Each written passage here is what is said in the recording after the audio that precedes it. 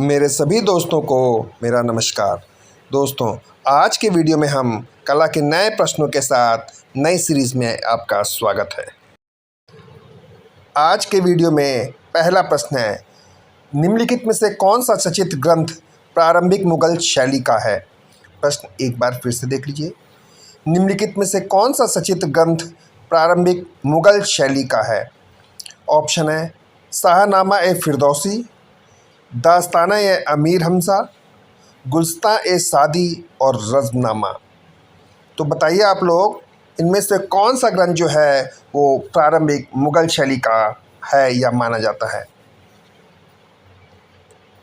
दोस्तों, इसमें दास्ताने ए अमीर हमजा सचित्र ग्रंथ प्रारंभिक मुगल शैली का है। कौन सा ग्रंथ? दास्ताने ए अमीर हमजा। अगला प्रश्न है, मुगल सम्राट अकबर द्वारा आरंभ किया गया प्राचीनतम पांडुलिपि चित्रण निम्नलिखित में से किसमें है? यह चित्रण निम्नलिखित में से कौन सा था?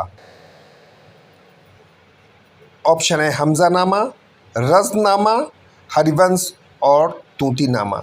तो दोस्तों, मुगल सम्राट अकबर द्वारा आरंभ किया गया प्राचीनतम पांडुलिपि चित्रण हमजानामा में है। किसमें है?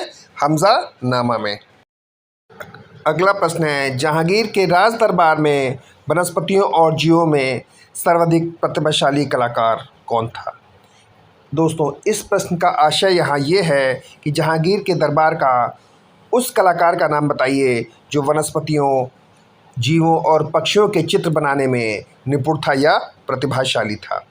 ऑप्शन है गोवर्धन, अबुल हसन, मंसूर और बिशनदास।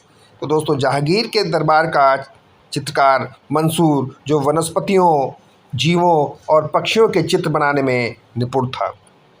अगला प्रश्न है, रीति सिद्धांत का प्रतिपादन किस दार्शनिक ने किया? रीति सिद्धांत का प्रतिपादन किस दार्शनिक ने किया? ऑप्शन है तुलसीदास, कबीरदास, आचार्य वाल्मीकि और आचार्य वामन। तो दोस्तों, आचार्य वामन ने रीति सिद्धांत का प्रतिपादन किया। किसने किया? आचार्य वामन ने। प्रश्न की ओर पढ़ते हैं दोस्तों। खिलौनों की तरह पशु पक्षियों का अलंकरण किस शैली में हुआ? यहाँ पर थोड़ी सी मिस्टेक हो गई है, शैल हो गया है।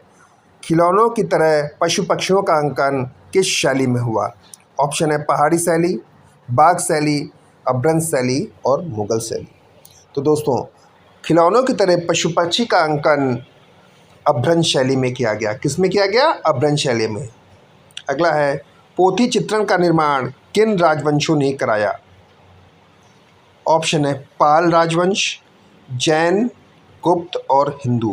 तो दोस्तों, पोथी चित्रण का जो निर्माण था वो पाल राजवंश ने कराया या पाल शासकों ने कराया। प्रश्न है, चालुक्य वंश की राजधानी यहाँ स्थित है। ऑप्शन है हम्पी, बादामी, चोलमंडलम और चिदम्बरम। तो दोस्तों, चालुक्य वंश की राजधानी बादामी में स्थित है। एक छोटा सा शॉर्ट याद कर लीजिए, चालुक्य के बादामी, बस। एलोरा के प्रसिद्ध कैलाश मंदिर का निर्माण एक राष्ट्रकूट नरेश ने कराया। उस नरेश का नाम क्या था? ऑप्शन है अमोघवर्ष, दंतिदुर्ग, कृष्णराज प्रथम और विक्रमादित्य। दोस्तों, एलोरा के प्रसिद्ध कैलाश मंदिर का निर्माण कृष्णराज प्रथम ने कराया। किसने कराया? कृष्णराज प्रथम ने। अगला प्रश्न है, बादामी गुफा का निर्माण इनमें से किस राजवंश ने कराया?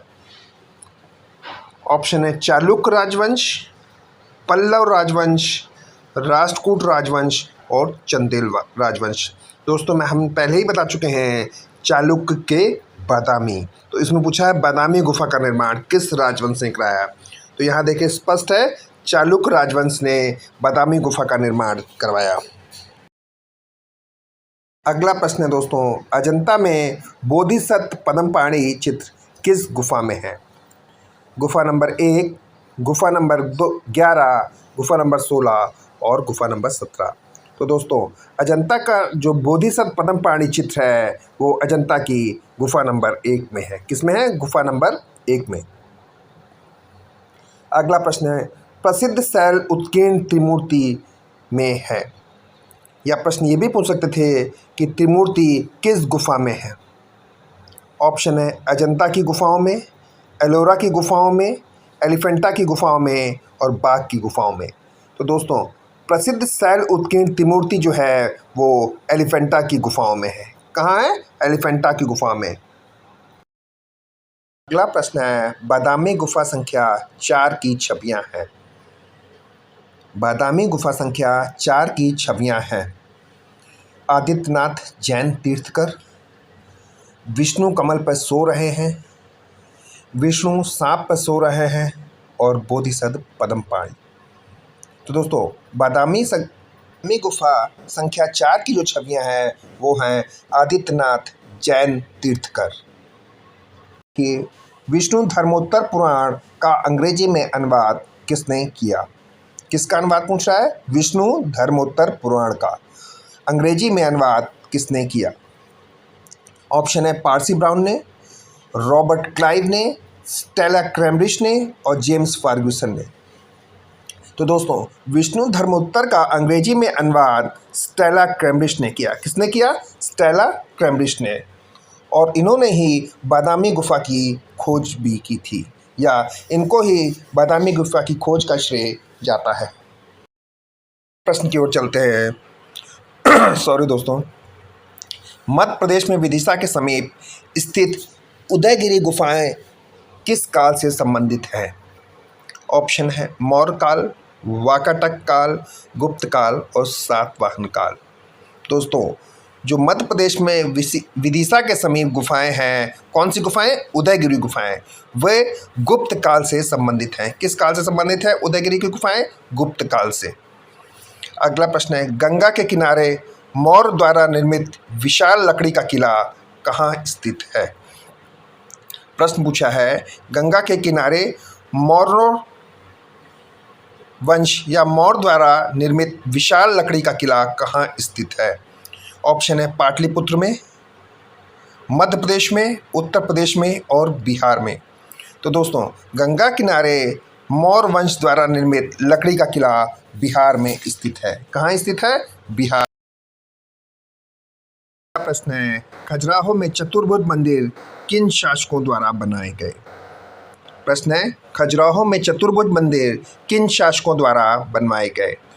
ऑप्शन है चालुक्य, चोल, चंदेल और मौर्य।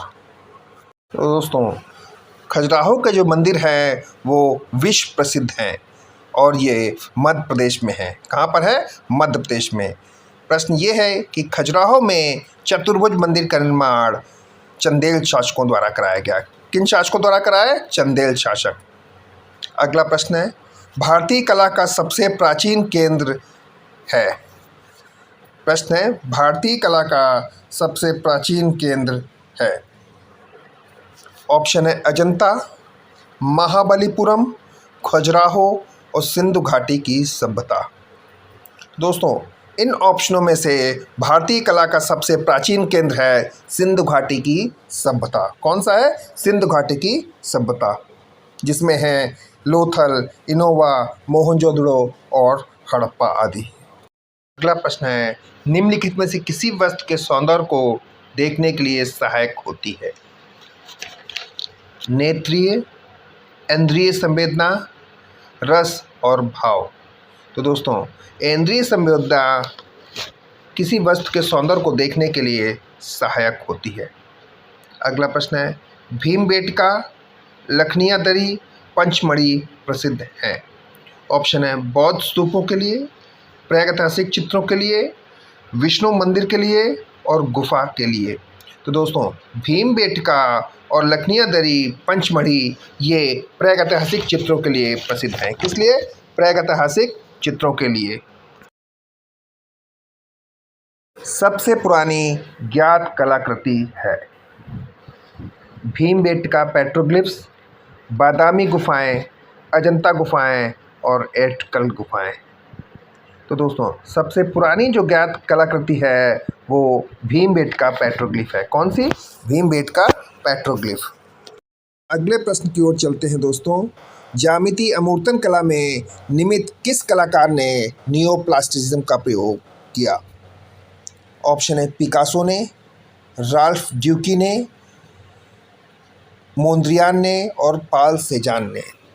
तो दोस्तों, मोंद्रियान ने ज्यामितीय अमूर्तन कला में नियोप्लास्टिज्म का प्रयोग किया? किसने? मोंद्रियान ने, पिएट मोंद्रियान ने। अगला प्रश्न है, स्पेन की किस गुफा में अंगुलियों से बनाई गई रेखाएं हैं? ऑप्शन है लास्का, अल्तामीरा, त्राइफेयर्स और ला काम्ब्रेली।